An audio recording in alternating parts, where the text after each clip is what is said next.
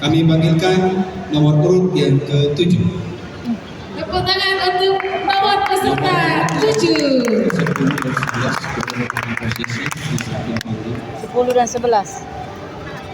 10 dan 11 bisa ngambil posisi. Paling tinggi di sini ya, Bro. Ya. Jangan nak, nggak boleh gitu nak. Sekarang sebelum kita mendengarkan sedikit bagian dari firman Tuhan, mari kita bersatu dalam doa. Terima kasih Tuhan untuk siang hari yang cerah ini. Kami dapat kembali berkumpul di tempat ini untuk mendengarkan sedikit bagian dari firman-Mu. Kiranya Engkau memberkati setiap telinga-telinga yang mendengar, bahkan anak-Mu yang akan menyampaikan firman-Mu. Kami sambut dan terima firman-Mu Tuhan, hanya dalam nama-Mu kami berdoa. Haleluya. Amin. Shalom semuanya. Shalom. Kurang semangat. Sekali lagi saya sapa semuanya. Shalom semuanya. Shalom. Baik, pada siang hari yang cerah ini saya ingin membawakan sedikit bagian dari firman Tuhan yang terdapat dalam Filipi 3 ayatnya yang ke-10. Demikian firman Tuhan, yang kukehendaki ialah mengenal Dia dan kuasa kebangkitannya dan persekutuan dalam penderitaannya, di mana aku menjadi serupa dengan Dia dalam kematiannya. Bapak Ibu, pada siang ini saya ingin mengambil judul besar, yaitu mengenal Dia. Sebentar lagi kita akan merayakan yang namanya Paskah, Bapak Ibu. Sebuah pusat dari iman Kristen kita. Paskah, Bapak Ibu, adalah momen yang penuh dengan sukacita. Ada amin? Amin. Tetapi juga penuh dengan makna. Kita merayakan kebangkitannya yang memberikan kita sebuah hidup baru.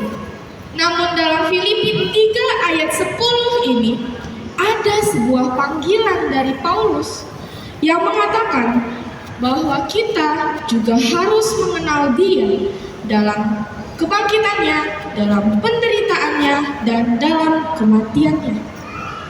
Apa sih yang Paulus maksudkan dengan hal ini? Ini yang mau saya bahas, Bapak Ibu. Yang pertama, mengenal Kristus dalam kebangkitannya. Kebangkitan Kristus, Bapak Ibu, adalah sebuah pusat dari iman kita. Tanpa kebangkitan, tidak ada kemenangan atas dosa, bahkan kematian. Tapi Paulus tidak ingin kita hanya sekedar tahu bahwa Yesus telah bangkit, bukan. Tetapi juga kita merasakan kuasa kebangkitan itu bekerja dalam kehidupan kita. Setiap harinya kita mengalami berbagai masalah hidup. Kita terjebak dalam masalah kita merasa lemah, kita terpuruk. Tapi karena kuasa kebangkitan itu bekerja, kita diberi harapan bahwa kita bisa bangkit.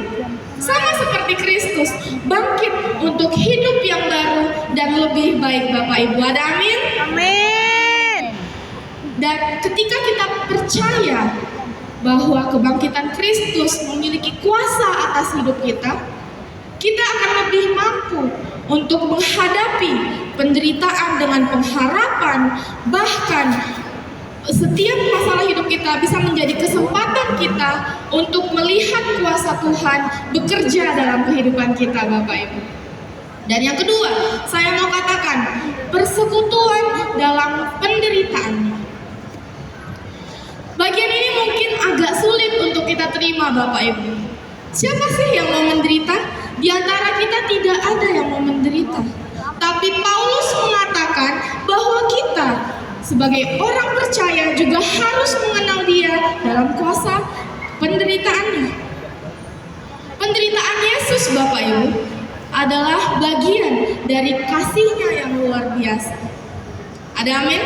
Kasih-Nya yang luar biasa. Dia memilih untuk menderita agar kita diselamatkan. Ini mengajarkan kita bahwa tidak ada penderitaan yang sia-sia, Bapak Ibu.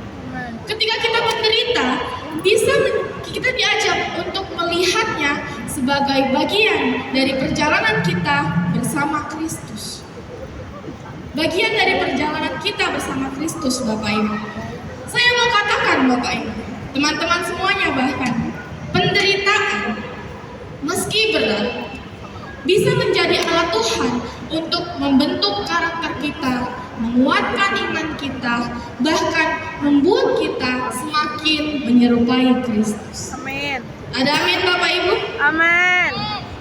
Menjadi serupa dengan Dia dalam kematiannya. Bagian yang ketiga yang saya membawakan pada siang hari ini. Bagian kali ini berbicara mengenai bahwa kita bukan lagi hidup untuk diri kita sendiri, melainkan untuk Tuhan dan sesama kita. Bapak Ibu, kematian Yesus di kayu salib adalah puncak dari kasih-Nya yang luar biasa. Kristus memberikan hidupnya demi kita agar kita diselamatkan. Dan ketika kita hidup untuk Tuhan dan sesama kita, berarti secara otomatis kita sama seperti Kristus yang rela mengorbankan dirinya. Pengorbanan Bapak Ibu. Dalam hidup ini, kita sering kali tergoda oleh hal-hal duniawi, sehingga kita tidak memikirkan sedikit pun tentang Tuhan yang selama ini melindungi kita, menjaga kita, bahkan menemani kita dalam setiap langkah hidup kita. Apa sih yang kita cari dari hal-hal duniawi? Kekayaan, kekuasaan, status. Gak ada gunanya Bapak Ibu, hanya sebentar saja seperti uap, lalu menghilang. Bapak Ibu, dan setelah kita mengetahui, mengenal Dia dalam kuasa kematiannya, otomatis kita